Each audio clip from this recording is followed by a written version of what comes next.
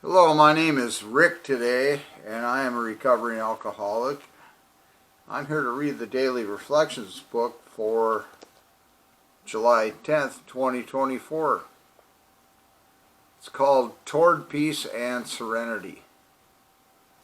When we have taken a square look at some of these defects, have discussed them with another, and have become willing to have them removed, our thinking about humility commences to have a wider meaning.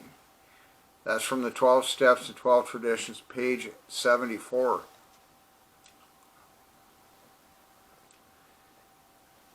When situations arise which destroy my serenity, pain often motivates me to ask God for clarity in seeing my part in the situation. Admitting my powerlessness, I humbly pray for acceptance. I try to see how my character defects contributed to the situation. Could I have been more patient? Was I intolerant? Did I insist on having my own way? Was I afraid? As my defects are revealed, I put self-reliance aside and humbly ask God to remove my shortcomings. The situation may not change, but as I practice exercise in humility, I enjoy the peace and serenity which are the natural benefits of placing my reliance in a power greater than myself. Period. The end of the reading. So right off the top, if you're, I don't know where you're at in your program, what step you're currently working on. Even if you think you've done all 12 like I think I have, and I think I've done them poorly in some ways because I still keep having the same issues revolving around the same. Here's a couple things you can nail down that this questioning part of the reading today, that what I call the text, the body of the thing, instead of the quotation up here on the top. Here's some character defects. Is not enough patience, intolerance. I wonder, is that a word? Patientlessness, like powerlessness? Anyhow, could I have been more patient? Was I intolerant? Did I insist on having my own way? There's some selfishness. And was I afraid? So fear. So if you've got fear can be, probably all these things can be good and bad. Like money, it's just a tool. And like pain brings an awareness to a certain part of your body that needs attention. So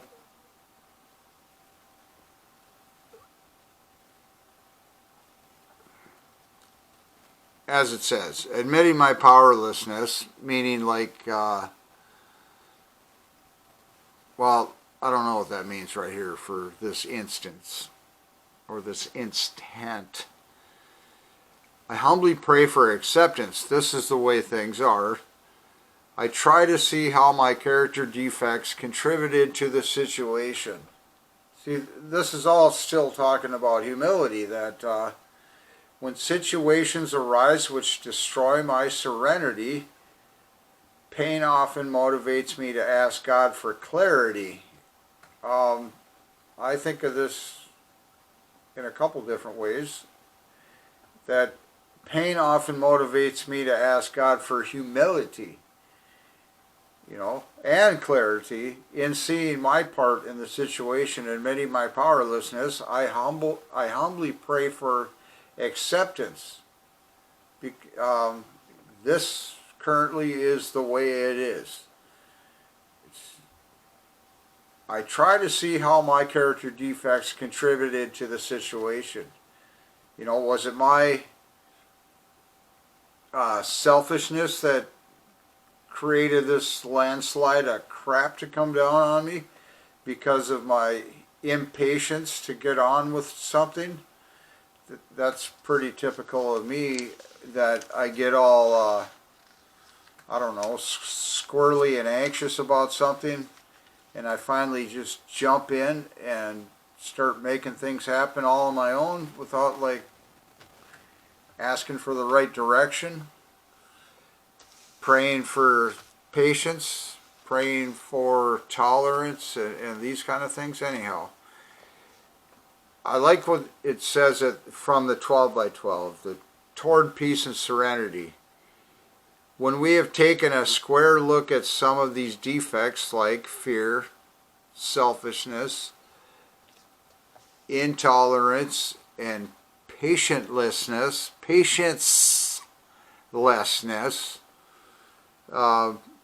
have discussed them with another, like perhaps with your inner self, with the Holy Spirit, with God, with Jesus, with Allah, with your sponsor, is a real good human equivalent of the same type of counsel that you can get from people, from those spiritual things that I was saying, or anybody really, psychologist, psychiatrist, your doctor, your preacher, your pastor, whatever, your witch doctor. So, taking a square look at some of these defects, have discussed them with another, and have become willing to have them removed. To become willing to have them removed. Do you remember what step 6 is? We're currently talking about things related to step 7 pretty much. Or at least I am, because I believe that July is the seventh month.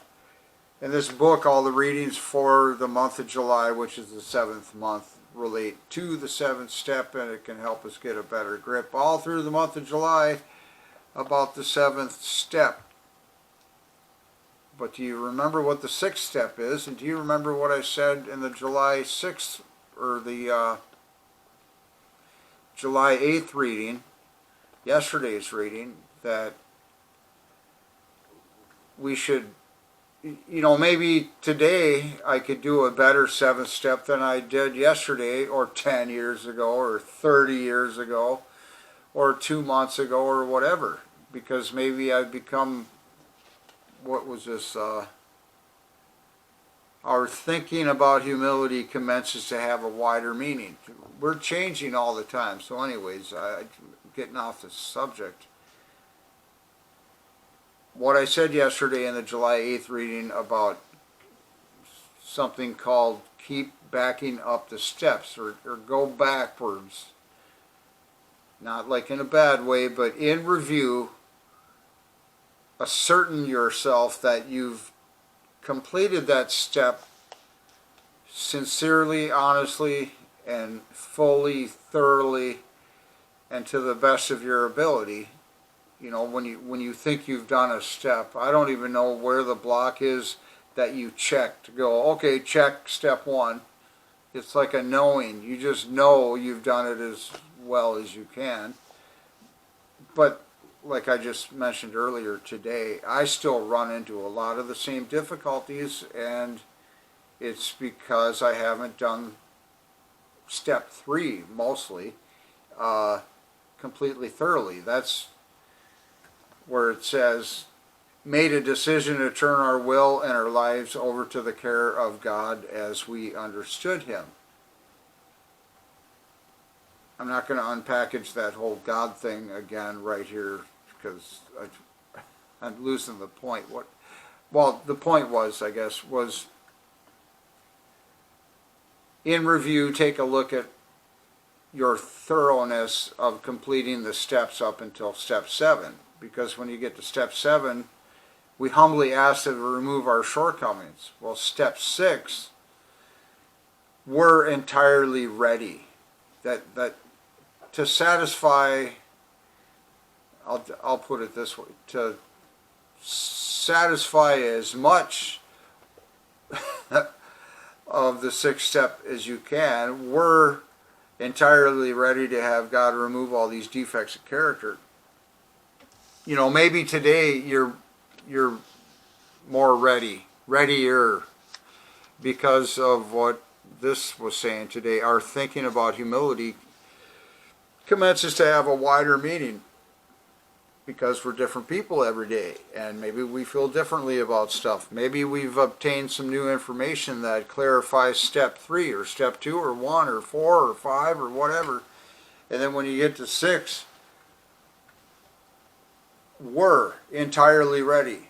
Or here's another thing, maybe you were entirely ready, but you're not ready anymore, and you take these defects back and think that maybe they'll work this time.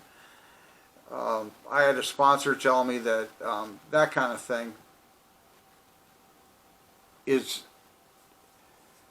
you'll hear somebody say, and I'm the guy that says this a lot, I used to do this, I used to do that, and now I've got this happening.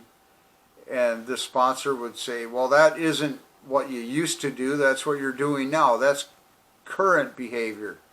So what is your current behavior, attitude, thoughts about the 6th and 7th step? This little red book here lumps those 2 steps together, steps 6 and 7. As it lumps, I think, steps 8 and 9 together. So it's very difficult to talk about step 7 unless you're including, or like I just said, where I've heard it phrased this way, back up the steps. It's going to be really hard to do step 7 fully, thoroughly, or in a way that's going to make a meaningful difference in your life if you weren't ready to have God remove these defects of character. You might want, desire, and wish these defects were gone, but we need to, also in this little red book, such a helpful book, get a copy of one of these. Ask me for one somehow in the comments section on YouTube, and we'll see if we can figure something out. But it says something about full mental cooperation with God, and so, you know, that for me, I don't want to step all over somebody else's faith in whatever they have faith in, you know, unless maybe it isn't working. The God, wait a minute,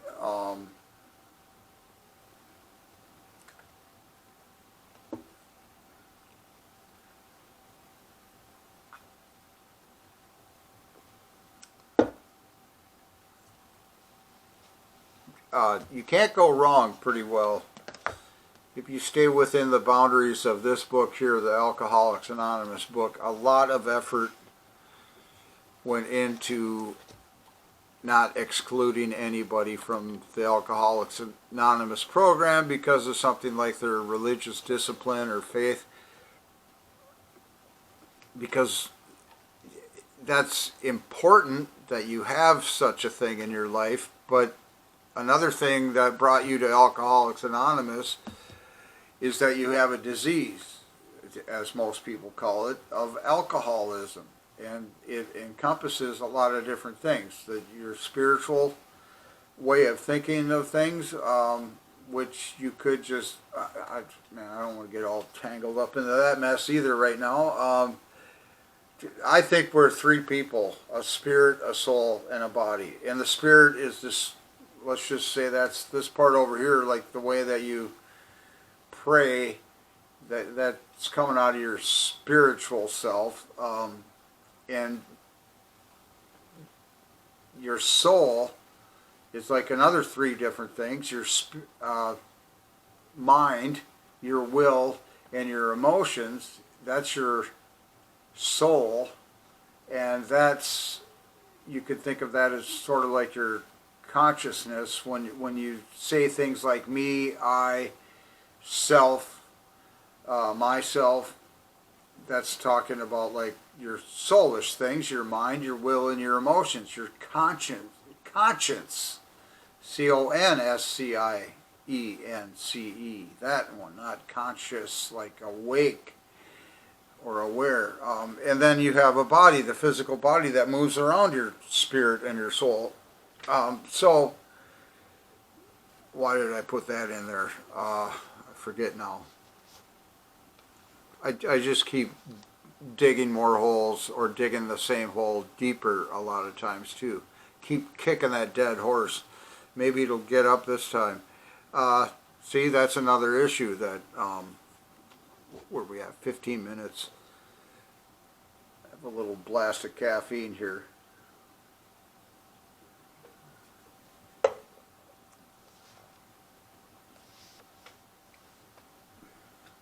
Step 6, humbly asked him, capital H. That's the thing. Who's your him? What's your him that you're asking to remove these defects? And are you ready? Or are you just wishing? I think wishing is on your way to becoming ready to have these defects removed. But then, like I started saying about the little red book, there's going to need to be some cooperation with the him or the what or the power or whatever that you're asking to remove these steps. And another thing, you could say your little voice.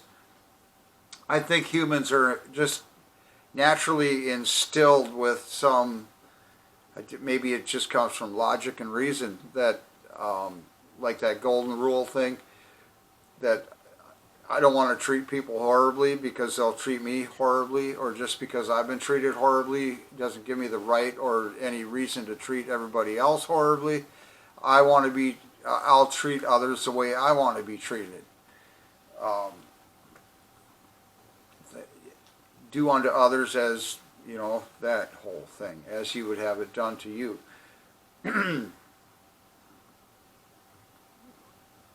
So, say we find out that we have no patience, we're intolerant, even hostile, anxious, nervous, worried, sad, angry. And what was another couple of these things? Maybe we don't have acceptance, we're like in denial.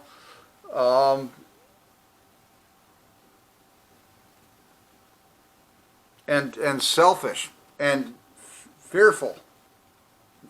These defects. There's a better listing, I think, in this book again. If we ask to have these removed and we wish they were gone, and you're asking your inner voice or whatever, this is what I got into just a second ago, is that I think even without an outside source, a spiritual source, somehow you're already there's an indwelling automatic system of morals or righteousness or a sense of what would be fair in humans that somehow gets in there. I don't want to explain all that either, and I would do it poorly and probably incorrectly. But anyways, that you know what's causing you problems, difficulties. This is like in step 8 and 9, which we'll get to in a couple of months or whatever. If you're feeling upset about something, then look back at your behavior and see what it is that's brought this on, and then just quit doing it. Duh. That's a Bob Newhart treatment modality, is just stop it. I'm going to run out of time, and that's unfortunate. So